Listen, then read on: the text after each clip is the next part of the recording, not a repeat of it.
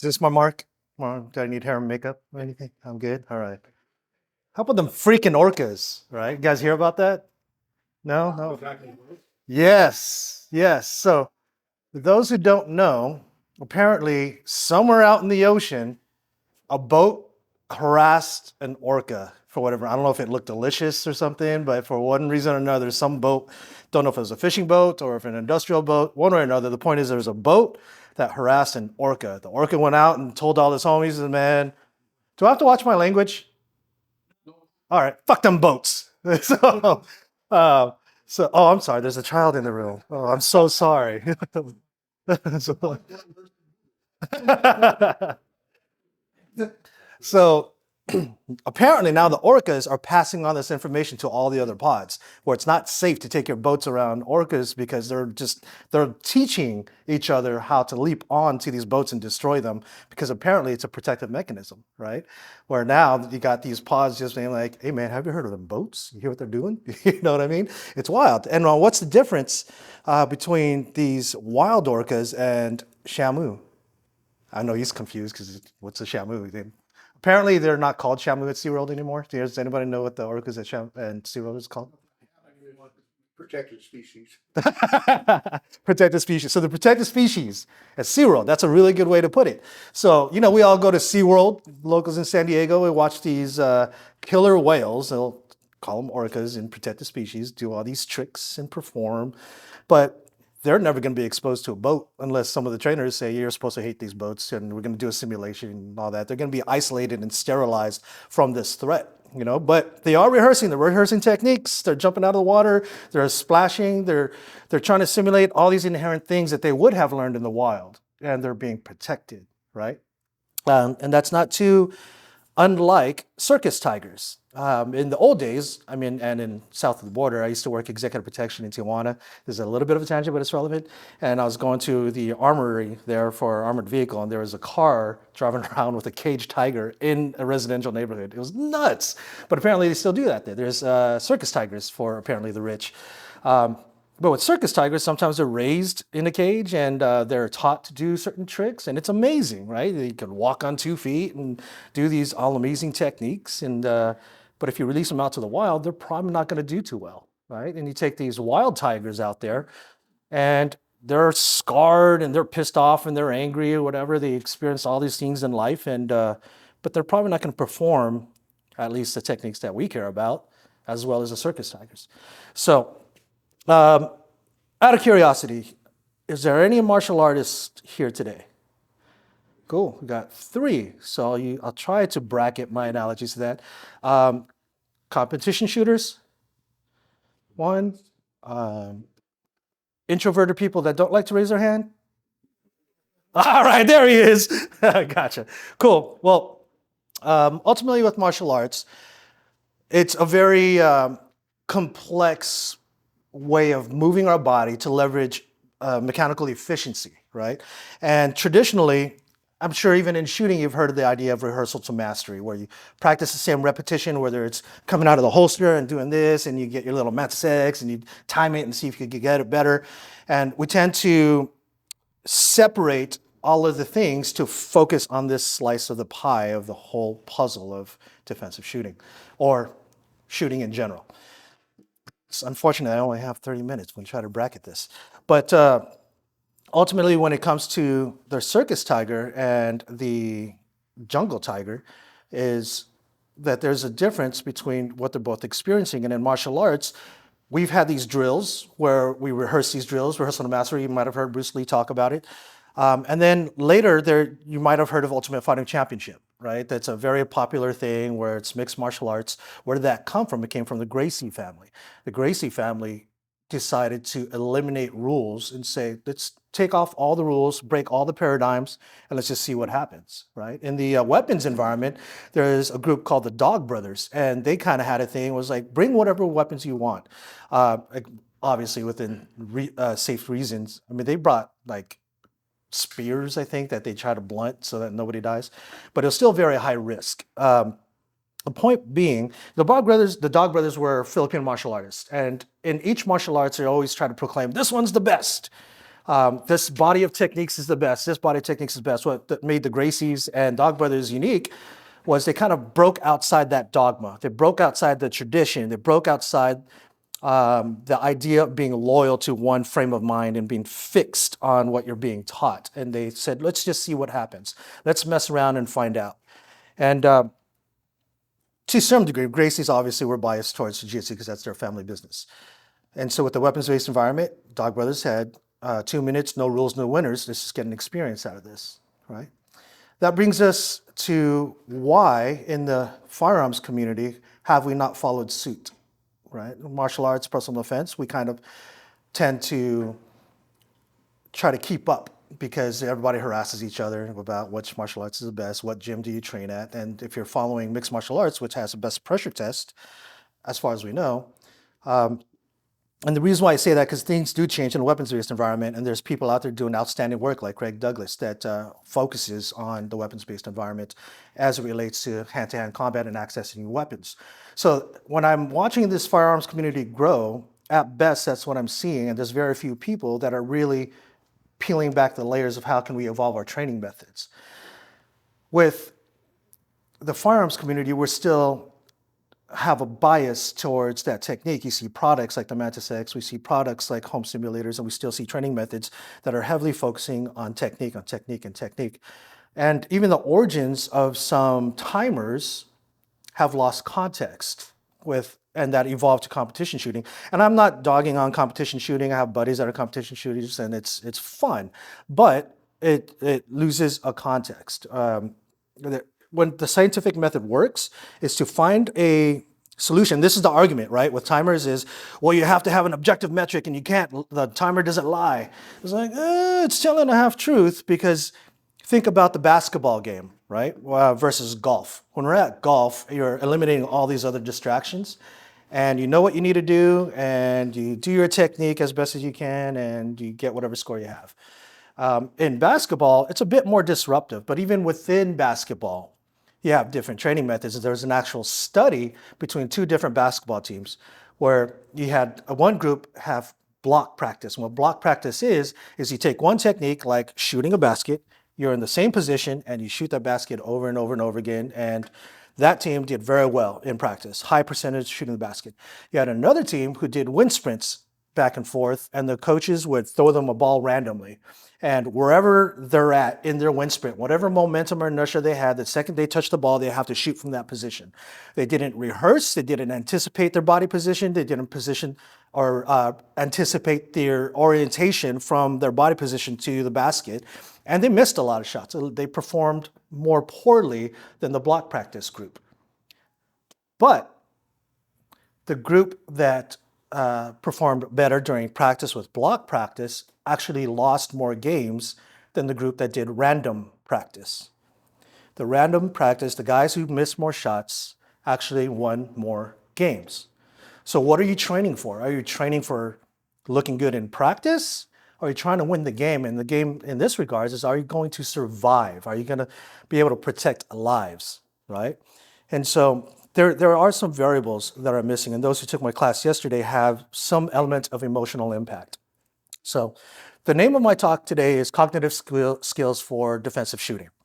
And cognitive skills have to do with registration, recall, recognition, memory, decision-making, things that have to do with your brain in regards to the randomization of life, right? And that's why jungle tigers tend to fare better in the wild than circus tigers. And like you said, protected species with the orcas, they're not going to do too well, at least in the beginning, until they meet other pods, and the other pods have to teach them what the dangers are out there in life. Let's look at defensive shooting and how that relates to the wild, for lack of better words. The most significant difference with defensive shooting, by virtue of it being defensive, is that you didn't know what was going to happen, and you don't know what's going to happen next. And if you did know what was going to happen, you probably did something wrong in your decision-making process along the way. In executive protection, it's not about taking the bullet for somebody. It's not about how well you could shoot. It's about how well you could plan and do advances to prevent an attack on principle. That's what defensive shooters should be doing for themselves. They're their own principal. You need to think about your decision-making processes throughout life. If you know there's an increased risk in a certain area, make a good decision to either reduce that risk or accept that risk, but have some levels of redundancy to reduce the potential for a negative outcome, right? So defensive shooting, by virtue, is a counter ambush. We always hear things about surprise being the enemy. So don't be surprised. I'm always going to pay attention, right? And that's just not reality, because I promise you, you guys have no idea what Rich is doing in the back room right now. Because, see, he's a ninja. He just hid. That's just not how our body works. You can't pay attention to everything all the time. And we need to peel the layers back, just like the Dog Brothers did and the Gracies did, and try to figure out, where they're limited is that they, again, limited it on the experience, but we don't pull in enough subject matter experts and asking the questions, how does this work? Why does this work? What's the difference? Why are people failing? Why are people succeeding? What are they actually doing? What common threads emerge? What patterns emerge amongst the failures and the positive outcomes? So when we watch CCTV footage, when we watch the dash cam footage and police body cam footage, what is the common thread? Because we know what their training methods are, and now we have data about what they're actually doing, that whether it's congruent or incongruent with their training. And the idea is to align that congruency, and I firmly believe that it has to do with cognitive skills, that we tend to overvalue technique and undervalue cognitive skills. In the situational awareness aspect, we oversimplify it as to you shouldn't be on your phone. You're not going to get rid of your phone unless you're completely trying to stay off the radar kind of thing, and that's an extreme. But for you to function in today's society, you might have to answer your phone for your kids, your boss, you might have to check your emails and such. So then how can you optimize your situational awareness in today's society, even now? And put simply, ADHD, ADD. Like, we tend to look at it as either a comical thing or as a disorder, and it's not. It's a survival positive. It's an idea of managing your attention. Unfortunately, with ADHD, it's a human evolved system to make sure that you don't fixate on things. Because in the old days, if you were fixating on, oh, there's a berry bush, and I'm going to go straight to that berry bush without actually paying attention to your environment, you probably got eaten by a saber-toothed tiger or something, right? And so that bloodline probably didn't do too well. And also, this is a little bit of a tangent, but we're a society of beta species. We're not necessarily an alpha species. The reason why this certain bloodline survived, even the person that focused on the berry, is because as a group, we cooperate, we communicate, and we coordinate our efforts. And that's why we have geniuses some people might not want to call Mark Zuckerberg a genius, but he's taking jiu-jitsu, so he's taking responsibility for his personal safety. But we tend to look at all these wealthy millionaires, and they're like scrawny, brainiac people that probably can't fight their way out of a wet paper bag. Right? But that's because we're a beta species where we protect people and try to find the value in other humans and contribute to the planet or the tribe. In today's society, it should be global or universal, but I'll get there in a minute. Circling all that back with situational awareness and attentional management, the key problem is fixation. And so the opposite of that is cognitive flexibility. Your ability to do something and then shift your attention momentarily and then return your attention to what you need to do.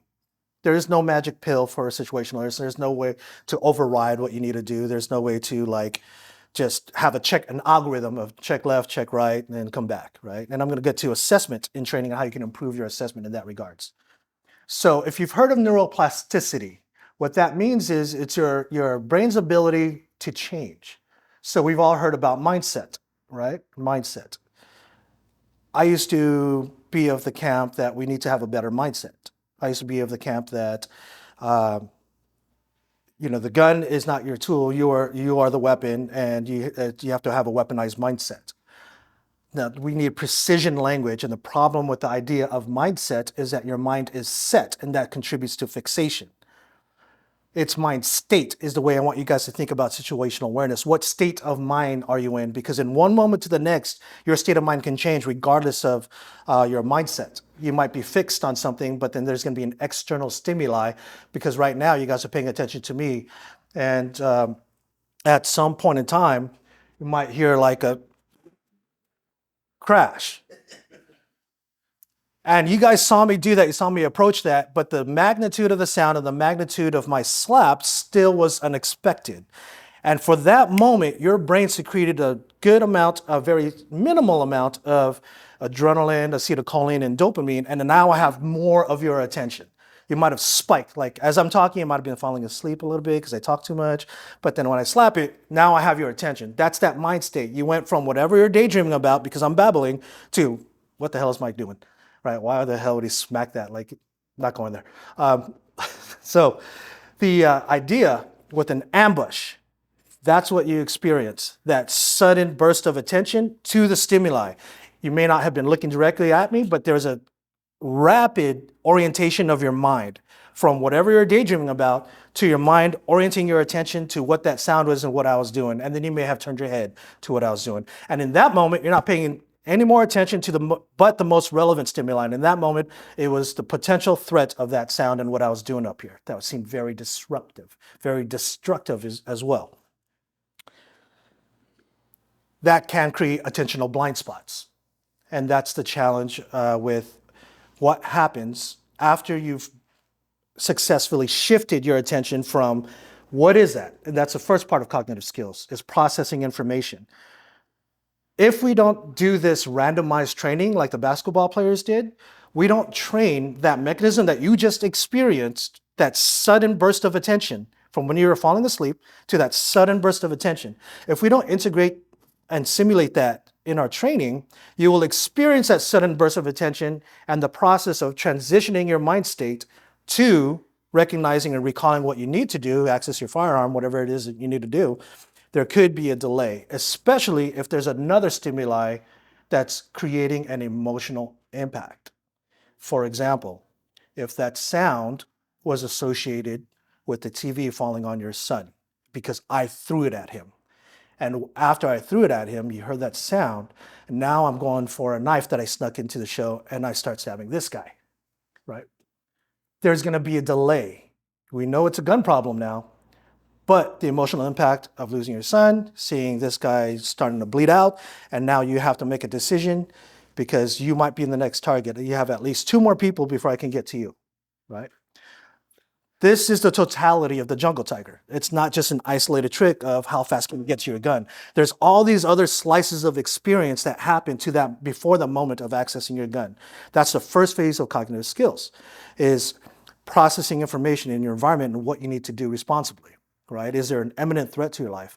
Or did I do something, because not every piece of violence is gun violence, right? If I threw the TV and I meant to hit the cameraman because he didn't capture my good side or whatever it is, and then it hit your son, and then I punched this guy in the face because I'm throwing a temper tantrum, that's not quite a lethal force thing just yet, right? But if I turn around and I choke him out and I hold it beyond his loss of consciousness and I'm still holding him and his body's completely limp, and you guys are trying to get me to loosen it up, yeah, I could kill him. Now that potentially may be a lethal force encounter. There's some things to think about that.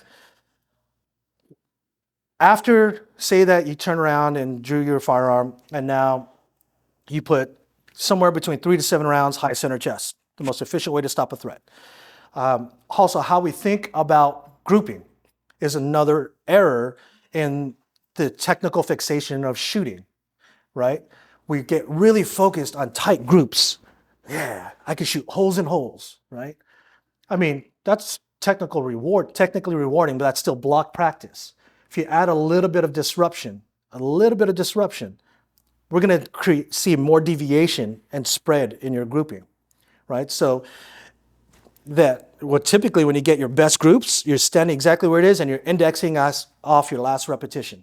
You're course correcting. You had a big group. Oh, let me see if I can tighten that up. Oh, let me see if I can tighten that up. And then we tend to get a sense of confidence and a false sense of competence based on our best rep. Does that make sense? And then we tend to walk away with, that's my capability, that's my true capability. No, it's not. You didn't even move laterally. The reason why initiating movement is so important in your training and shooting from unpredictable positions, because in this scenario, he is seated. He is seated with his orientation to me. If he had to get up or even access his gun, he might have to do some things with his body, either stand up or access his gun from a seated position and shoot from a position that he probably didn't get tight groupings with.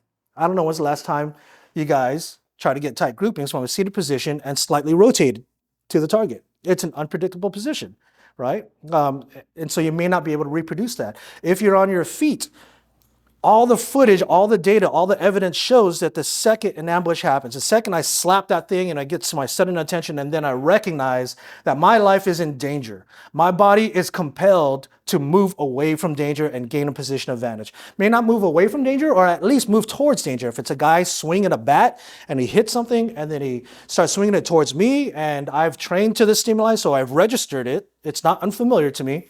Like, for those who don't train for violence, they only associate a baseball bat swing with a baseball.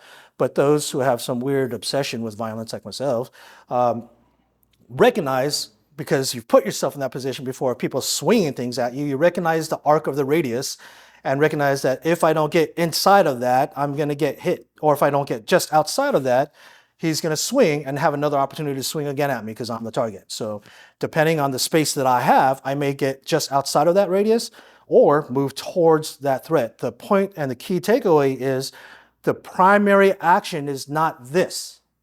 The primary action is down here. It's that you're going to lower your center and then you're going to move to an unrehearsed position, an unrehearsed orientation, and have to figure out what you need to do. Right? If you get into close quarters, you get into some kind of entanglement, you're going to need to learn how to grapple and control the baseball bat and still access again and shoot from a compressed position. Right? That's what does grouping mean in this compressed position? Right? This is typically not associated with marksmanship because it's defensive shooting. What we're concerned about is stopping the threat as efficiently as possible. And that's critical because the window of time is something for the martial artists in the room. When we train technique, you guys know that the more efficient you are with your movement, the better result you have. You have to use less energy and effort to achieve the goal that you're trying to achieve, whether you're trying to get more power in a round kick, whether you're trying to rotate the hip for a punch, or if you're trying to do like a lapel choke, right? And understanding the mechanics of the lapel choke. If I grip too low and I don't lock out my wrist and I might be squeezing all day with my muscles, it's efficient. And the longer that happens, the greater the window of opportunity for this person to do more harm to myself or other people. So circling that back to defensive shooting, what we're concerned about is narrowing that window so they stop as soon as possible. And what we're shooting for is a change of behavior from inflicting harm to not inflicting harm. They could be doing anything else but inflicting harm to myself or to somebody else. That's a change of behavior that we're looking to change, that imminent threat. Does that make sense, guys? And so how do we do that? The stop tends to happen in twofold. It's either a psychological stop or a mechanical stop. The psychological stop is the brain stops functioning because of the direct trauma, or the brain stops functioning because it's not getting the oxygen it needs. And the way it gets oxygen is through blood. The way the blood gets oxygen is through the lungs. I won't get too graphic, but that's why we go high center chest, right? And that may take longer than a direct shot to the head. But rapid high center chest shots, about this wide, you get a group here, here, here, here. That's all defensive accurate. That's a solid balance of speed and precision. That's what we're concerned about. So we're much less concerned about how well you shoot in tight, like nickel groups, because we care about how well can you balance your speed and precision to stay inside this space, right? And on that note, understanding that we don't have to invest so much resources being hyper fixated on how tight we can get or how fast we can come out of the holster. Now we can start allocating more resources towards these other cognitive skills that are often neglected and undervalued. The unpredictability, how can I manage doing this lateral movement, getting off the X and shooting from this orientation to the target that I didn't anticipate, managing this inertia, and I love seeing that in competition shooting. I'm seeing a lot of people doing things where they're trying to manage and counterbalance themselves and shoot around cover kind of thing. At least that's like more dynamic, more organic. If they can make things more unpredictable, then you can no longer use time and it can no longer be a competition. Because how long it takes to process information is very subjective from person to person. And that's the significant piece. It's very significant, but that's what's missing. Is for people to compete, you need to compare times. But you can't put something objective on a very subjective experience. And that's the key factor. That's a key driving factor. Now, when it comes to the cognitive skills that I want you to think about, I know I'm limited to 30 minutes, so I'm going to try to really summarize it quickly. Once I smacked his kid with the TV and I start stabbing this guy and he makes a choice to shoot me.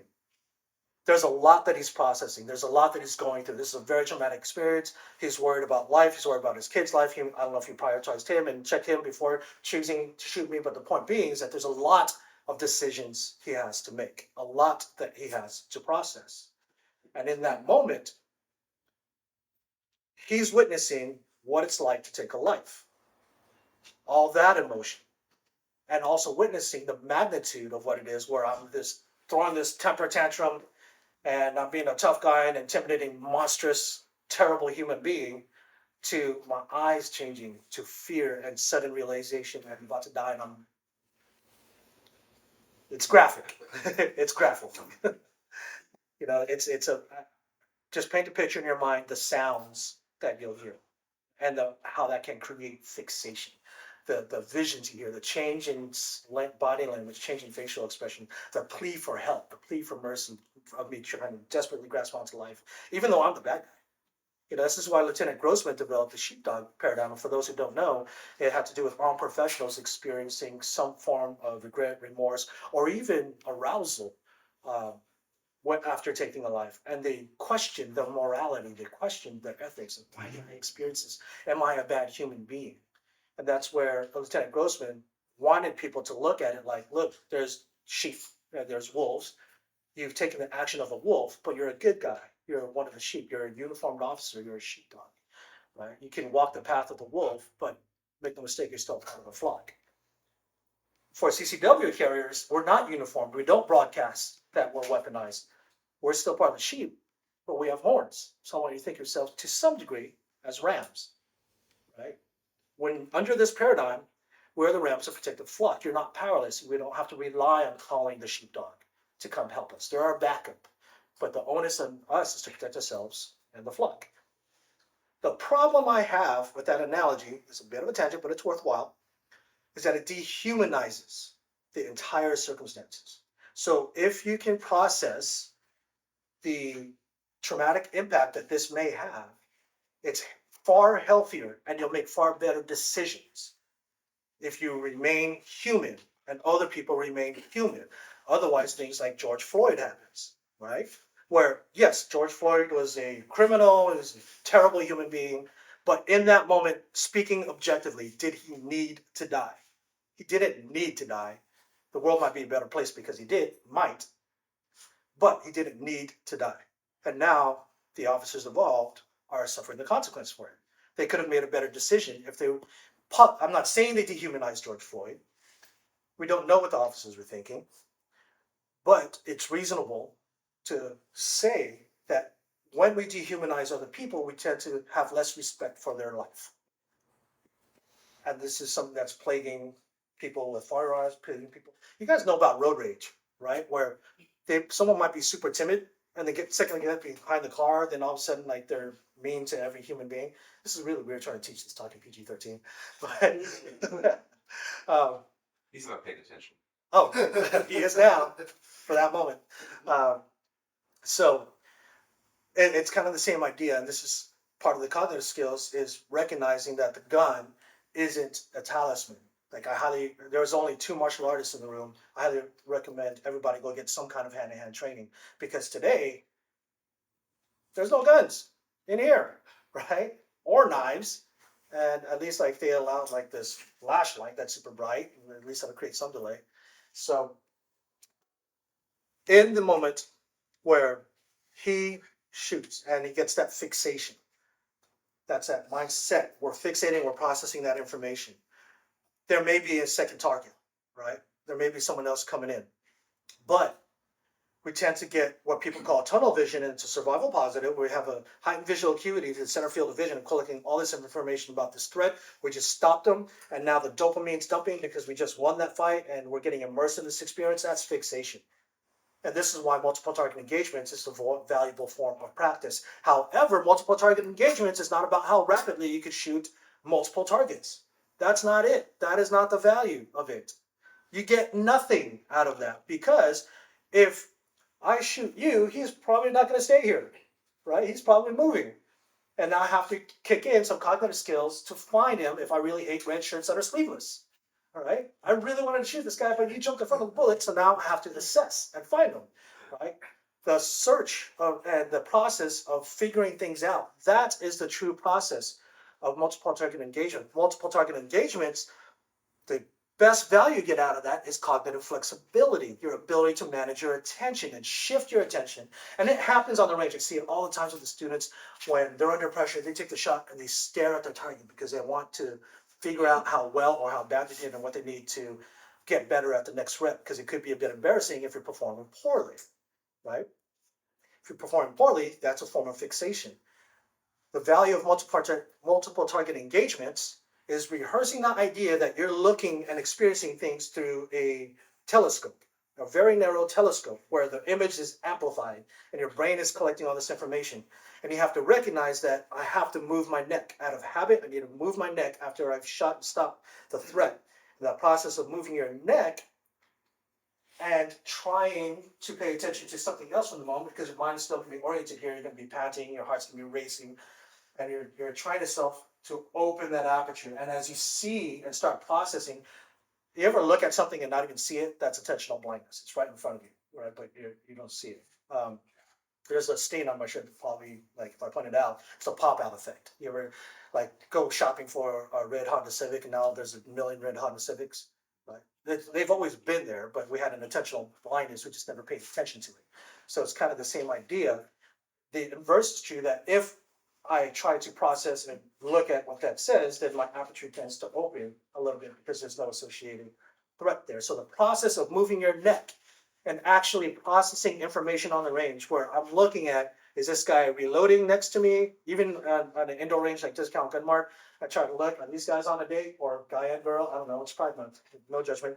And so you're just assessing and collecting information, right? That's the true value of multiple target engagement. It's not how fast you can shoot from target to target, it's how well you can process information. Yeah. So part of that experience is you're experiencing high emotion. Unfortunately, society hasn't really taught us how to process emotion. We tend to look at emotions as like, it's an emotional guy or emotional girl. Why are they so emotional? You need to use your frontal cortex to be more intelligent. Use the academics, use your intelligence to override all that emotion. Unfortunately, well, yeah, that's unfortunate.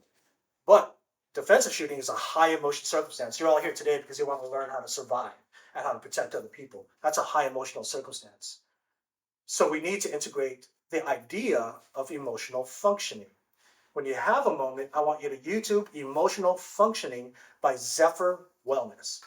And just like the balance of speed and precision, we needed to learn how to operate cognitive skills and emotional functioning. They need to pair together so work congruently with what you're going to experience. And in that moment, you're experiencing either hate for me because I just hurt your son, you're experiencing emotions for your son because he might be injured, and emotion for him because he's bleeding out after a stab from a knife I snuck in. We need to be able to process that. Most emotions only last 3 to 9 seconds. The reason why it's sustained following that, because we're thinking about something that has already happened, or we're anticipating something that hasn't happened yet. And that's the value of not just checking your mental health, but also thriving with your mental health. Think about like people go to the gym just to go to physical therapy versus really tapping into your potential, whether it's CrossFit or other some kind of fitness paradigm. Like in the old days, the original gym equipment that had those bicep curls, the cables and everything, that was all physical therapy equipment, and Family Fitness just utilized that to try to tap into a market. And now the fitness industry has evolved to more human functioning with their range of motion, more holistic picture. So it's the same idea. Right now we think about mental health, there must be something wrong with you if you're getting your mental health checked, right? There's kind of a stigma where that person had a mental health issue. Or now there's certainly clinical things where there's something mechanically wrong with the brain, but the reality is there's something less optimal with all of us. We've all experienced some magnitude of depression, some magnitude of remorse. And more often than not, when we experience fear and vulnerability, we tend to attenuate that, meaning shut it down and replace it with anger. So if you bump into any tough guys at the gun show today that might seem volatile or judgmental or angry, know that they were never taught to process the vulnerability and pain and fear that they're actually feeling. It's a protective mechanism because anger allows you to fight back. You can leverage that to protect yourself, but it's not healthy and it's not optimal. Because in that moment where you need to break fixation, you need to allow that emotion to process and shift your mind state to going to work. Fight's not done yet. Move, right? Check for other assessments, check for your son, call 911, and in the aftermath, know how to communicate with law enforcement, know how to apply stop the bleed protocols when you need to. There's all these other skills. It's not just about the shooting or how good your time is. There's all these other cognitive skills that we need to account for and integrate. And off the range, emotional functioning is probably the best thing you could do. If you go to Walk the Talk America, it's I believe WTTA.org. They have a free anonymous screening, so you don't upload any data about yourself, but you can use that tool to answer a survey, and it's a generalized survey. You're not disclosing deep personal details, but typically like your mood levels, energy levels, your will to do certain things, and you get some feedback of where you could be with your mental health. And you can also use that as a tool to assess your progress over time. Something that's really helping society nowadays is something known as psychedelic assisted therapy. You're seeing a lot of veterans go into psychedelic assisted therapy, and that helps people become better humans. So I have to bracket all this. If you're a military veteran, check out vitalwarrior.org. It's by McCall Vega. That's his reborn name. He was a Navy SEAL, and he was known as like a Darth Vader. He was a like dark dude, and he was basically reinvented to some degree. He wasn't even reinvented. I don't think that's a good word for it. But in any case, he found a path also that helped him evolve as a human being. Vitalwarrior.org and WTTA.org. The mental health aspect is an extremely valuable part of your reasoning and of your cognitive skills. If you're flooded with emotions, scientific fact, that will damp your ability to think critically. And that's what we need to integrate back into defensive shooting. If you guys have any more questions, I wanted to do this some Q&A. I'll be out on the side and we could chat a bit. So thank you for listening to me ramble. Hopefully you guys found some benefit out of it.